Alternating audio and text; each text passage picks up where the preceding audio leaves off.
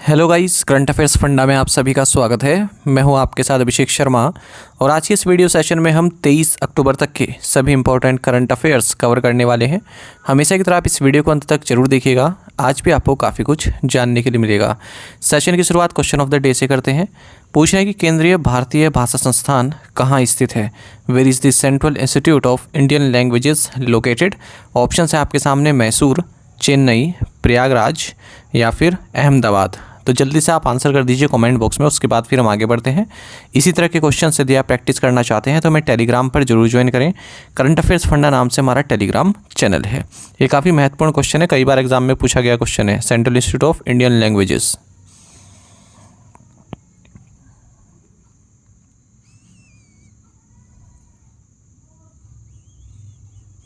Where was the Sagar Kavach exercise conducted? सागर कवच अभ्यास कहाँ आयोजित किया गया? ऑप्शंस आपके सामने है। सही आंसर ऑप्शन सी है, Gujarat and Daman and Diu. आपको जानना चाहिए कि इंडियन कोस्ट गार्ड ने कोस्टल सिक्योरिटी एक्सरसाइज सागर कवच इसे गुजरात और union territory of Daman and Diu में कंडक्ट किया है। और जो कोस्ट गार्ड रीजनल हेडक्वार्टर्स है गांधीनगर गुजरात में, इनके द्वारा इसको कोऑर्डिनेट किया गया और ये सेकंड एडिशन है इस साल इस एक्सरसाइज का। आपको जानना चाहिए आगे तो इसमें वही है कि it aim to sharpen maritime and coastal security preparedness while validating existing standard operation procedures. तो केवल आपके लिए इतना महत्वपूर्ण है कि ये हुई कहाँ पर है, तो सागर कवच एक्सरसाइज गुजरात और दमन एंड दीव में हुई है। Where was the 12th edition of the joint military training exercise between India and Singapore conducted? Bharat और सिंगापुर के बीच संयुक्त सैन्य प्रशिक्षण अभ्यास का 12वां संस्करण कहाँ आयोजित किया गया? ऑप्शंस आपके सामने है। सही आंसर ऑप्शन डी है, कलाईकुंडा एयरफोर्स स्टेशन। देखिए, इंडियन एयरफोर्स और रिपब्लिक ऑफ सिंगापुर एयरफोर्स ने जॉइंट मिलिट्री ट्रेनिंग एक्सरसाइज का 12th edition air force station Kalaikunda West Bengal में संपन्न किया है। The bilateral phase aims to enhance interoperability, sharpen combat readiness and promote the exchange of knowledge between the two air forces. Indian air force ने Rafale, Mirage 2000, ITI, Su-30, Mark 1, Tejas, MiG-29, Jaguar aircraft इनके साथ इस exercise में participate किया है। Exercise स्वावलंबन शक्ति is being conducted at which location? अभ्यास स्वावलंबन शक्ति किस स्थान पर आयोजित किया जा रहा है? ऑप्शंस आपके सामने हैं। सही आंसर ऑप्शन डी है, बबीना फील्ड फायरिंग रेंजेस। देखिए, जो इंडियन आर्मी की सुदर्शन चक्र कॉर्प्स है जो कि सदर्न कमांड के तहत आती है, इन्होंने एक्सरसाइज स्वावलंबन शक्ति कंडक्ट की है बबीना फील्ड फायरिंग रेंजेस जो कि झांसी के पास है। तो ये जो सुदर्शन चक्र कॉर्प्स है इसे 21st कॉर्प्स भी बोला जाता है और इसका हेडक्वार्टर्स भोपाल में है। This exercise is focused on incorporating new technology equipment into the Army's offensive operations, ensuring preparedness for future conflict scenarios. Who has been named the president of the Indian Chamber of Commerce (ICC)? Indian Chamber of Commerce का अध्यक्ष किसे नियुक्त किया गया है? सही answer option D है, अभ्युदय जिंदल। देखिए, अभ्युदय जिंदल ये Indian chamber of commerce ICC के प्रेसिडेंट नामित हुए हैं। ICC एक इंडस्ट्री बॉडी है, 1925 में इसकी स्थापना हुई थी। इसका हेडक्वार्टर्स कोलकाता में है। अभ्युदय मैनेजिंग डायरेक्टर हैं जिंदल स्टेनलेस के। और ब्रिज भूषण अग्रवाल इन्हें सीनियर वाइस प्रेसिडेंट नियुक्त किया गया है इंडियन चैम्बर ऑफ कॉमर्स का। पार्थिव विक्रम न्यूटिया इन्हें वाइस प्रेसिडेंट नियुक्त किया गया है इस इंडियन चैम्बर ऑफ कॉमर्स का। Who has been appointed as the chief executive officer of Acko life insurance? Acko life insurance के मुख्य कार्यकारी अधिकारी के रूप में किसे नियुक्त किया गया है? सही आंसर ऑप्शन डी है, संदीप गोयनका। देखिए, बेंगलुरु बेस्ड इंश्योरटेक फर्म एको, इन्होंने संदीप गोयनका को चीफ एग्जीक्यूटिव ऑफिसर नियुक्त किया है एको इंश्योरेंस का। इंश्योरेंस से संबंधित और न्यूज़ अगर हम देखें तो स्टार हेल्थ इंश्योरेंस, इन्होंने इंडिया की first health insurance policy in Braille launch की जिसका नाम है स्पेशल केयर गोल्ड। इसको इन्होंने national association of the blind के साथ मिलकर लॉन्च की है। फ़ोनपे ने बजाज एलियांज जनरल इंश्योरेंस के साथ मिलकर एक fire cracker related insurance accident insurance policy launch की है दिवाली के लिए। How many innings did Virat Kohli take to score 9000 test runs? Virat Kohli ने 9000 टेस्ट रन बनाने के लिए कितनी पारियां खेली? ऑप्शंस आपके सामने हैं। सही आंसर ऑप्शन सी है 197। देखिए Virat Kohli 4th Indian batsman बन गए जिन्होंने 9000 टेस्ट रन्स स्कोर किए हैं और ये कीर्तिमान इन्होंने हासिल किया है इंडिया और न्यूजीलैंड के बीच जो फर्स्ट मैच खेला गया एम चिन्नास्वामी स्टेडियम बेंगलुरु में उस दौरान। 197th इनिंग में ये माइलस्टोन इन्होंने क्रिएट किया है और इनसे पहले सचिन तेंदुलकर, राहुल द्रविड़ और सुनील गावस्कर ऐसा कर चुके हैं।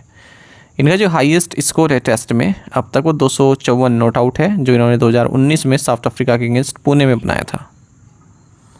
क्रिकेट से संबंधित एक और न्यूज़ देखें तो कागिसो रबाडा ये 6th साउथ अफ्रीकन बॉलर बन गए जिन्होंने 300 टेस्ट विकेट लिए हैं और टेस्ट क्रिकेट में क्विकेस्ट बॉलर ही बन गए हैं 300 टेस्ट विकेट लेने वाले। इन्होंने केवल 11,817 डिलीवरीज में 300 टेस्ट विकेट ले लिए हैं। इससे पहले रिकॉर्ड वकार यूनिस के नाम था, ठीक है, जिन्होंने 12,602 डिलीवरीज में 300 टेस्ट विकेट लिए थे। Who took over as the president of Indonesia? Indonesia के राष्ट्रपति के रूप में किसने पदभार संभाला है? ऑप्शंस आपके सामने है। सही आंसर ऑप्शन ए है प्राबोवो सुबियांटो। देखिए इंडोनेशिया के प्राबोवो सुबियांटो, इनकी पार्टी है ग्रेट इंडोनेशिया मूवमेंट पार्टी या गेरिंड्रा पार्टी भी इसको बोलते हैं। ये वर्ल्ड की 3rd लार्जेस्ट डेमोक्रेसी यानी कि इंडोनेशिया के प्रेसिडेंट अपॉइंट हुए हैं और इंडोनेशिया के ये 3rd ऐसे प्रेसिडेंट हैं जिनका मिलिट्री बैकग्राउंड है। इनसे पहले सुहार्टो और सुशीलो बाम्बांग युदोयोनो भी मिलिट्री बैकग्राउंड से रह चुके हैं जो प्रेसिडेंट रहे हैं। तो ये फॉर्मर मिलिट्री जनरल हैं और इंडोनेशिया के 8th प्रेसिडेंट बने हैं और he took over from Joko Jokowi Widodo. तो इनसे पहले ये थे, विडोडो थे, तो अब ये बने हैं। और इनकी जो कैबिनेट है ये अब तक की सबसे बड़ी कैबिनेट है। 48 मिनिस्ट्रीज़ इन्होंने बनाई है, लगभग 100 से भी ज़्यादा मिनिस्टर्स और डिप्टीज़ हैं इनकी कैबिनेट में, तो इसलिए चर्चा में है। Which Indian grand master secure the WR chess masters title? किस भारतीय ग्रैंड मास्टर ने WR चेस मास्टर्स का खिताब जीता है? ऑप्शंस आपके सामने है। सही आंसर ऑप्शन बी है अर्जुन एरिगाइसी। देखिए इंडियन ग्रैंड मास्टर अर्जुन एरिगाइसी, इन्होंने WR चेस मास्टर्स टाइटल जीता है। मैक्सिम वेसियार लेग्रे जो कि फ्रांस के हैं, इन्हें हराया है आर्मेगेडन में और इस तरह से इन्होंने 20,000 यूरोस का प्राइज मनी भी जीती है।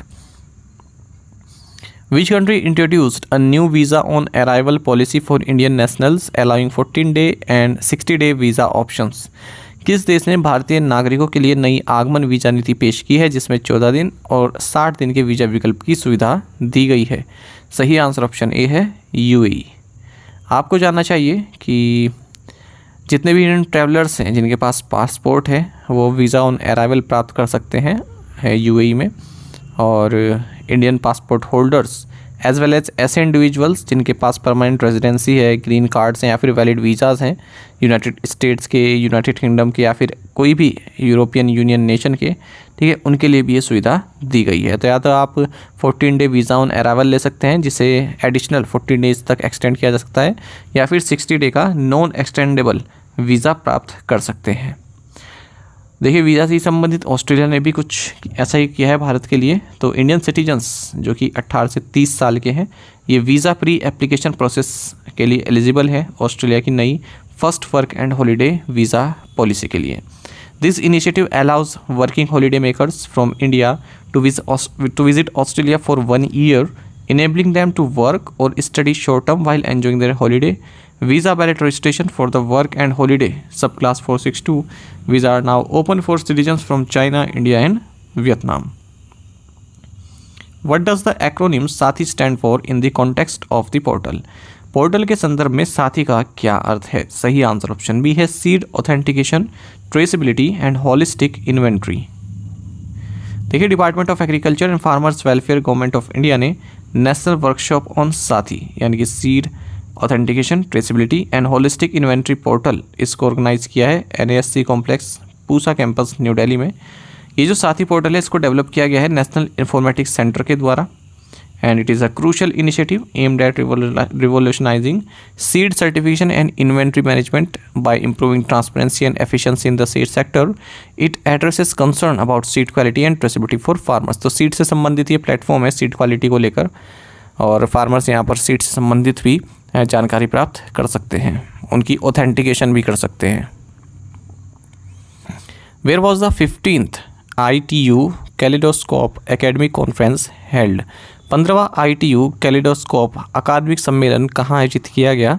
ऑप्शंस आपके सामने है। सही आंसर ऑप्शन सी है, भारत मंडपम, न्यू दिल्ली। देखिए 15th ITU kaleidoscope academic conference ये भारत मंडपम न्यू दिल्ली में आयोजित किया गया। इसका थीम रहा innovation and digital transformation for a sustainable world. देखिए जो ITU कैलिडोस्कोप 2024 है ये एक इंटरनेशनल कॉन्फ्रेंस है। इसे इंटरनेशनल टेलीकम्युनिकेशन यूनियन ITU जो कि यूनाइटेड नेशंस की स्पेशलाइज एजेंसी है इंफॉर्मेशन कम्युनिकेशन टेक्नोलॉजीज़ के लिए, इसके द्वारा ऑर्गेनाइज किया जाता है। Kaleidoscope conferences are part of ITU's broader efforts to foster dialogue between the academic, research and industry communities in ICT, driving innovation and collaboration in the development of global standards। तो जो ICT है यानी कि information communication technologies, उससे संबंधित research या फिर academic से संबंधित ये वार्तालाप चलती है इसमें। विच मिनिस्ट्री लॉन्च्ड ई श्रम वन स्टॉप सोल्यूशन? किस मंत्रालय ने ई श्रम वन स्टॉप सोल्यूशन लॉन्च किया है? ऑप्शंस आपके सामने है। सही आंसर ऑप्शन डी है, ministry of labour and employment. Union minister of labour and employment and youth affairs and sports doctor Mansukh Mandaviya, इन्होंने ई श्रम वन स्टॉप सोल्यूशन लॉन्च किया है न्यू दिल्ली में। जो ई श्रम वन स्टॉप सोल्यूशन है ये सीमलेस एक्सेस प्रोवाइड कराएगा अलग अलग सिक्योरिटी स्कीम्स के लिए जो कि अनऑर्गेनाइज्ड वर्कर्स के लिए है जो ई श्रम पर रजिस्टर्ड है। देखिए जो अनऑर्गेनाइज्ड वर्कर्स हैं वो ई श्रम पर रजिस्टर्ड है, तो उनके लिए क्या क्या अलग अलग सोशल सिक्योरिटी स्कीम्स हैं उनकी एक्सेस उन्हें मिल पाएगी ई श्रम वन स्टॉप सोल्यूशन पर। तो उससे अलग अलग स्कीम्स में रजिस्ट्रेशन का प्रोसेस जो है उनके लिए सिंप्लीफाई हो जाएगा क्योंकि सारी स्कीम्स उन्हें वहीं पर दिख जाएंगी। ई श्रम पोर्टल आपको बता दें ministry of labour and employment द्वारा 26 अगस्त 2021 को लॉन्च किया गया था। According to RBI's 2023-24 survey, by what percentage did India's software services exports increase? RBI के 2023-24 सर्वेक्षण के अनुसार भारत के सॉफ्टवेयर सेवाओं के निर्यात में कितने प्रतिशत की वृद्धि हुई है? ऑप्शंस आपके सामने है। सही आंसर ऑप्शन बी है, 2.8%। देखिए रिजर्व बैंक ऑफ इंडिया ने 2023-24 का एक डेटा रिलीज़ किया है जो कि computer software and information technology enabled services यानी कि ITES एक्सपोर्ट से संबंधित है। इसमें बताया गया कि 2023-24 में जो इंडिया का एक्सपोर्ट है सॉफ्टवेयर सर्विसेज का वो 2.8% बढ़ा है और 190.7 बिलियन US तक पहुंचा है। कंप्यूटर सर्विसेज जो है टोटल सॉफ्टवेयर सर्विसेज में 2/3 पोर्शन रखते हैं या फिर शेयर रखते हैं, यानी कि जो भी हमने टोटल सॉफ्टवेयर सर्विसेज एक्सपोर्ट की हैं उनमें कंप्यूटर सर्विसेज 2/3 हमने एक्सपोर्ट की हैं। BPO services remain the dominant component of ITS export. अच्छा जो प्राइवेट लिमिटेड कंपनीज हैं इन्होंने हायर ग्रोथ देखी है सॉफ्टवेयर एक्सपोर्ट सर्विसेज में अगर हम पब्लिक लिमिटेड कंपनीज के साथ इन्हें कंपेयर करते हैं। यूनाइटेड स्टेट्स ऑफ अमेरिका ये मेजर सॉफ्टवेयर एक्सपोर्ट डेस्टिनेशन रही हमारी ओर से 54% शेयर के साथ, उसके बाद फिर यूरोप आता है और फिर यूनाइटेड किंगडम आता है। US dollar remained the principal invoicing currency for India's software exports with 72% share, followed by euro, rupee and pound sterling. Off-site services accounted for 90% of total export of software services. This share has risen from 80% 10 years ago. Total exports of software services ये 205.2 billion US तक बढ़ी हैं 2023-24 में। Local software business by such affiliates amounted to 14.5 billion US during the year with the USA and UK remaining the major destination. तो एक महत्वपूर्ण question है क्योंकि RBI की ये जो है डेटा RBI ने रिलीज़ किया अपनी साइट पर, तो आने वाले एग्ज़ाम के लिए महत्वपूर्ण रहेगा ये। बस दो चीज़ें आपको याद रखनी है इसमें ज़्यादातर, एक तो ये 2.8% और सब जो मेजर सॉफ्टवेयर एक्सपोर्ट डेस्टिनेशन रहा है वो क्या रहा है, United States. Which organisation has given approval for ₹1,734 crore Shimla ropeway project? किस वित्तीय संस्था ने 1734 करोड़ रुपए की शिमला रोपवे परियोजना को मंजूरी दी है? सही आंसर ऑप्शन बी है, न्यू डेवलपमेंट बैंक। देखिए न्यू डेवलपमेंट बैंक ने हिमाचल प्रदेश रोपवे कॉरपोरेशन को मंजूरी दे दी है कि ये अपना जो टेंडर है वो फ्लोट कर सकता है 1734 करोड़ रुपए की लागत से बनने वाले 13.79 किलोमीटर शिमला रोपवे प्रोजेक्ट के लिए। तो इसमें हिमाचल प्रदेश गवर्नमेंट का 20% कॉन्ट्रीब्यूशन रहेगा और NDB 80% यहाँ पर कॉन्ट्रीब्यूशन करेगा। ये रोपवे तारा देवी को शिमला से कनेक्ट करता है। What is the name of the project launched by the Assam government to revitalize beels and boost indigenous fish production? बेल्स को उत्तम करने और स्वदेशी मछली उत्पादन को बढ़ावा देने के लिए असम सरकार द्वारा शुरू की गई परियोजना का नाम क्या है? ऑप्शंस आपके सामने हैं। सही आंसर ऑप्शन बी है स्विफ्ट। देखिए हेमंत बिस्वा शर्मा गवर्नमेंट ने, जो कि असम में मतलब, इन्होंने sustainable wetland and integrated fisheries transformation project Swift इसको लॉन्च किया है ताकि 129 बील्स को रिवाइटलाइज किया जा सके और इंडिजिनियस फिश प्रोडक्शन को बूस्ट किया जा सके। State governments Swift project is funded and supported by Asian development bank. Total outlay कितनी है इस प्रोजेक्ट की? 798.88 करोड़ रुपए। बेल्स क्या होते हैं? फ्लड प्लेन्स वेटलैंड्स होते हैं। Where will the secretariat of the global biofuels alliance be located? वैश्विक जैव ईंधन गठबंधन का सचिवालय कहाँ स्थित होगा? सही आंसर है option B, New Delhi, India. देखिए दम्मू रवि जो कि सेक्रेटरी है मिनिस्ट्री ऑफ एक्सटर्नल अफेयर्स, और पंकज जैन जो कि सेक्रेटरी है ministry of petroleum and natural gas और इंटरिम डायरेक्टर जनरल हैं ग्लोबल बायोफ्यूल्स अलायंस के। इन्होंने होस्ट कंट्री एग्रीमेंट साइन किया है गवर्नमेंट ऑफ इंडिया और ग्लोबल बायोफ्यूल्स अलायंस के बीच में। तो भारत में सेक्रेटेरिएट सेटअप किया जाएगा ग्लोबल बायोफ्यूल्स अलायंस का, और इससे एक नेसेसरी लीगल स्टेटस प्राप्त हो पाएगा ग्लोबल बायोफ्यूल्स अलायंस को। ग्लोबल बायोफ्यूल अलायंस की बात करें तो ये भारत की जो G20 प्रेसिडेंसी थी उस दौरान इसको लॉन्च किया गया था 8 अदर कंट्रीज़ के साथ मिलकर, Argentina, Bangladesh, Brazil, Italy, Mauritius, Singapore, UAE and USA के साथ मिलकर 9 सितंबर 2023 को। What is the features of new lady justice statue in supreme court premises? Supreme court परिसर में नई महिला न्यायाधीश की मूर्ति की विशेषताएँ क्या हैं? सही आंसर ऑप्शन डी है ऑल ऑफ द, यानी कि cloth in a sari, set the blind fold, Indian constitution on one hand.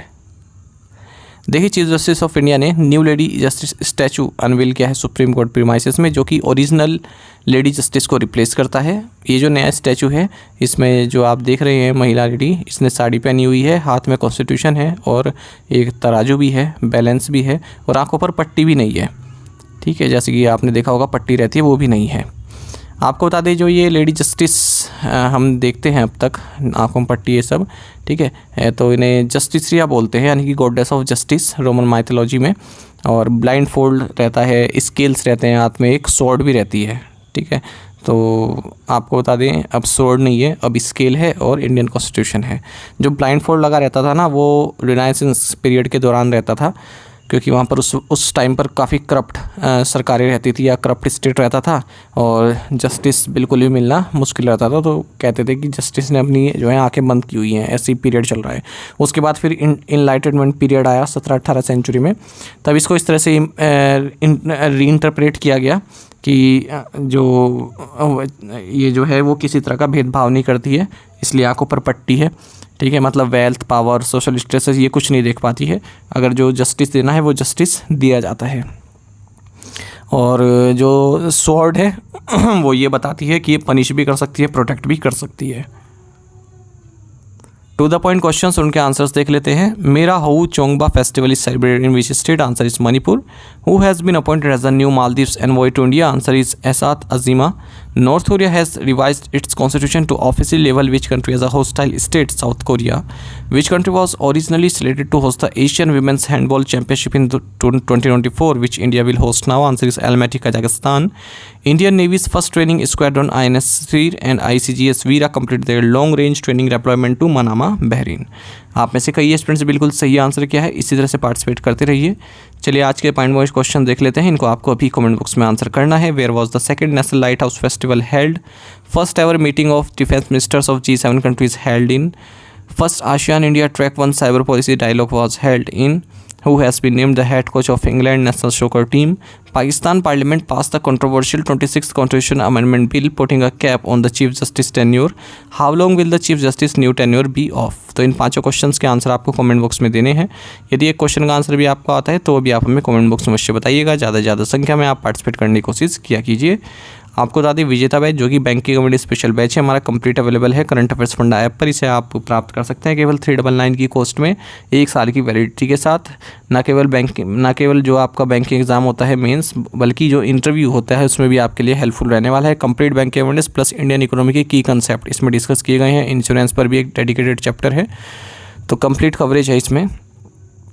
यदि हमारे daily current affairs PDF, weekly PDF, monthly PDF और महीने के banking and economic awareness PDF चाहते हैं तो करंट अफेयर्स फंडा का 1 ईयर मेंबरशिप प्लान आप ज्वाइन कर सकते हैं, जिसका लिंक आपको वीडियो के डिस्क्रिप्शन में या फिर फर्स्ट कमेंट में मिल जाएगा। आपको बता दें इस 1 ईयर मेंबरशिप प्लान के तहत जितना भी हमारा पीडीएफ कंटेंट है हम आपको 1 साल तक के लिए प्रोवाइड कराते हैं, जिसे आप डाउनलोड कर सकते हैं, प्रिंट आउट भी निकलवा सकते हैं। इसके लिए चाहे तो आप करंट अफेयर्स फंडा ऐप को यूज़ कर सकते हैं या फिर अपने लैपटॉप या सिस्टम की मदद से वेब लॉगिन भी कर सकते हैं। कोई भी आपका एग्जाम हो, banking, SSC, railway, state, PCS, जहाँ पर भी जनरल अवेयरनेस या करंट अफेयर्स पूछे जाते हैं, सभी एग्जाम्स के लिए हमारा पीडीएफ कंटेंट काफ़ी यूज़फुल है। और इसमें आपको कैटेगरी वाइज क्विज भी प्रोवाइड कराते हैं। तो एक बार अगर आपने हमारे करंट अफेयर्स पढ़ लिया, उसके बाद इन क्विज को अटैम्प्ट किया, तो यकीन मानिए आपका करंट अफेयर्स सेक्शन काफ़ी स्ट्रॉन्ग हो जाएगा, काफ़ी अच्छा आप स्कोर कर पाएंगे अपने आने वाले एग्जाम में। तो लिंक वीडियो के डिस्क्रिप्शन और फर्स्ट कमेंट में आपको मिल जाएगा, वहाँ से आप बाय कर सकते हैं। ये हमारा कस्टमर केयर नंबर है, कोई भी जानकारी आप चाहते हैं कोर्स से संबंधित तो 8448169188 इस पर व्हाट्सएप कर सकते हैं या फिर कॉल करके भी जानकारी प्राप्त कर सकते हैं। साथ ही करंट अफेयर्स फंडा को आप टेलीग्राम पर भी ज्वाइन कर लीजिए, यहाँ पर रेगुलर वीडियो अपडेट्स और करंट क्विज हम आप सभी के लिए डालते रहते हैं। Thank you guys.